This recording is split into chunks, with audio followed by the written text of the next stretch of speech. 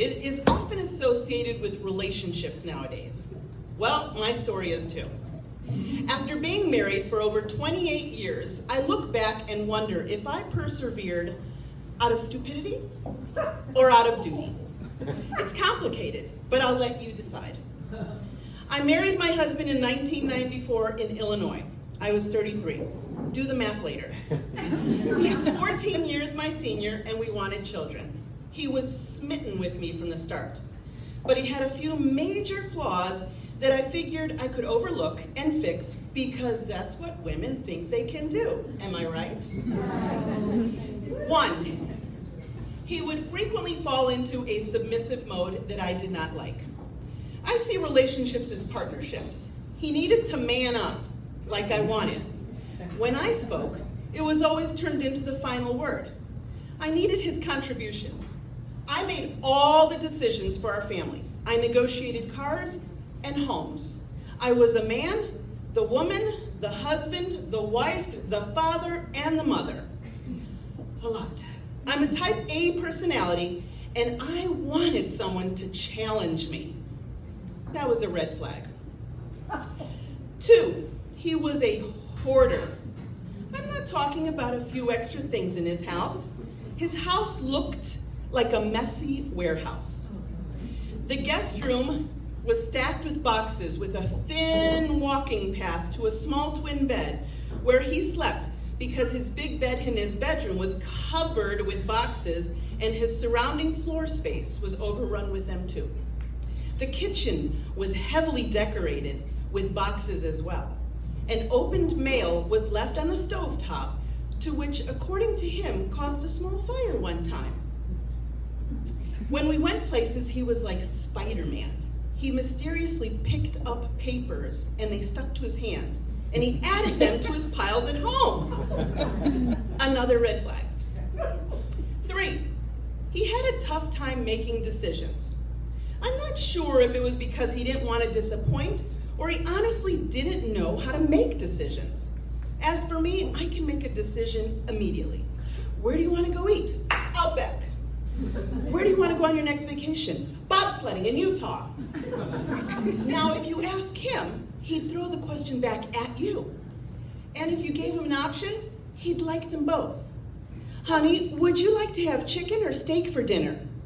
Steak sounds good. Chicken sounds good too. Well, it was just easier for me to make all the decisions. One time when we were dating, I asked him to bring over Chinese food for dinner. He asked what I wanted, but I told him to select himself, a little test. He arrived with sweet and sour chicken and sweet and sour pork. Basically the same thing. He admitted that he didn't know how to order. I told him that all he had to do was pick something from the front of the menu and then flip it over. It was that easy. Red flag. 4, he also has a temper that flares whenever his routine is disrupted. One time we went to Disney World as a family. We suddenly changed where we were going in the park. Instead of one attraction that we planned, we picked another. You would have thought that someone stole his wallet. He was beside himself. Temper tantrum that could not be consoled in the most magical place on earth. Red flag. 5, he wanted kids, but didn't know how to raise them. One time we went to a party at a friend's house. Lots of people there. I had to leave early because I had to go to work. I left him in charge. Because I had to go to work. Now, while at work, my friend calls me and tells me that she can't find my husband anywhere and that the kids were still there. I called him on his cell phone, and it turns out that he slipped away to go to Home Depot because he remembered he needed something.